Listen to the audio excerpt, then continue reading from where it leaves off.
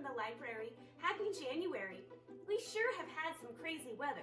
Sun, rain, snow, hamburgers, pancakes. Oh wait, maybe that wasn't us. Maybe that's just in the town of Chew and Swallow. Let's read the book and find out. Cloudy with a Chance of Meatballs.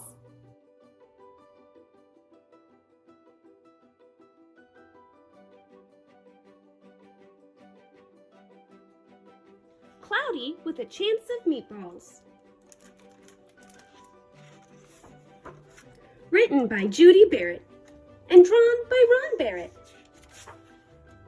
We were all sitting around the big kitchen table. It was Saturday morning, pancake morning.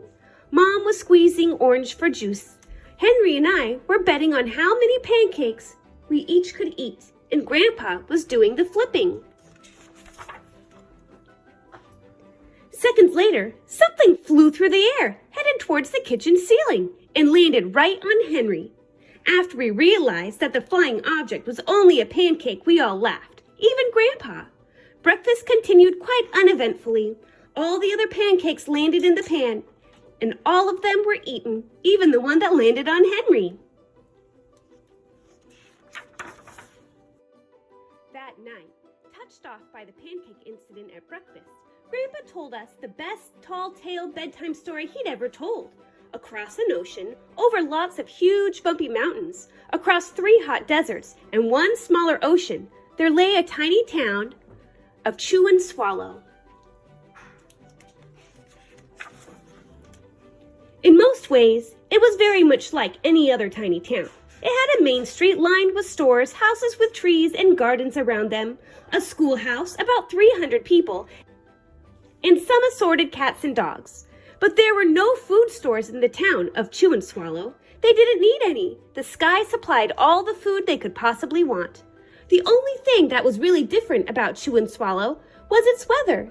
It came 3 times a day, at breakfast, lunch, and dinner. Everything that everyone ate came from the sky. Whatever the weather served, that was what they ate. But it never rained rain, it never snowed snow, and it never blew just wind. It rained things like soup and juice. It snowed mashed potatoes and green peas, and sometimes the wind blew in storms of hamburgers. The people could watch the weather report on television in the morning, and they would even hear a prediction for the next day's food. When the townspeople went outside, they carried their plates, cups, glasses, forks, spoons, knives, and napkins with them. That way, they would always be prepared for any kind of weather. If there were leftovers, and there usually were, the people took them home and put them in the refrigerators in case they got hungry between meals. The menu varied. By the time they woke up in the morning, breakfast was coming down. After a brief shower of orange juice, low clouds of sunny side-up eggs moved in, followed by pieces of toast. Butter and jelly sprinkled down for the toast, and most of the time it rained milk afterwards. For lunch one day, frankfurters already in their rolls blew in from the northwest at about 5 miles an hour. There were mustard clouds nearby.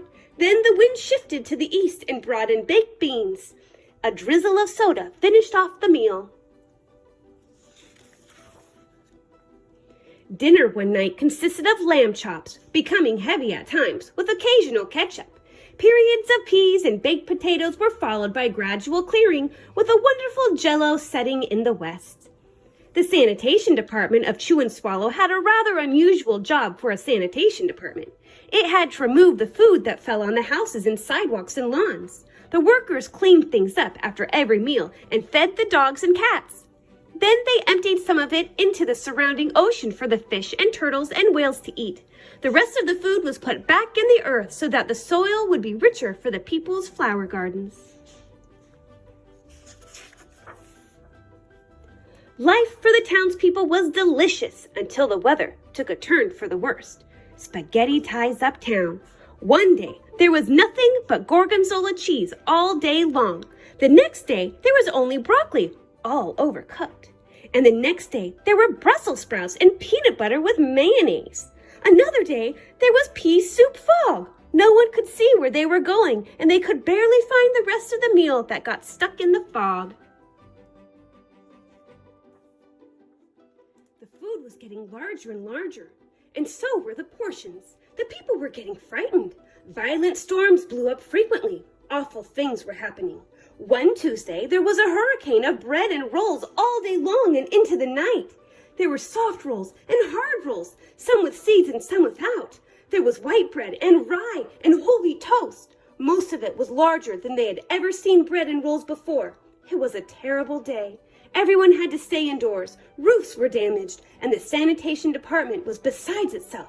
The mess took the workers 4 days to clean up, and the sea was full of floating rolls.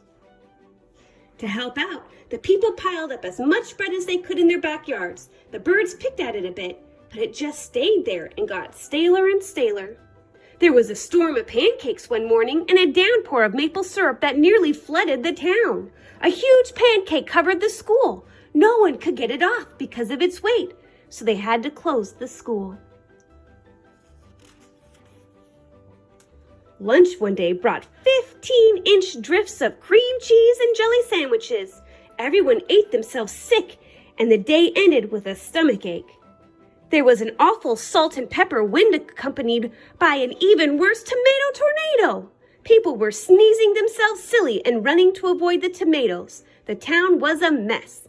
There were seeds and pulp everywhere. The sanitation department gave up. The job was too big. Everyone feared for their lives. They couldn't go outside most of the time. Many houses had been badly damaged by giant meatballs. Stores were boarded up, and there was no more school for the children. So a decision was made to abandon the town of Chew and Swallow. It was a matter of survival. The people glued together the giant pieces of stale bread sandwich style with peanut butter, took the absolute necessities with them, and set sail on their rafts for a new land. After being afloat for a week, they finally reached a small coastal town, which welcomed them. The bread had held up surprisingly well enough for them to build temporary houses for themselves out of it. The children began school again, and the adults all tried to find places for themselves in the new land.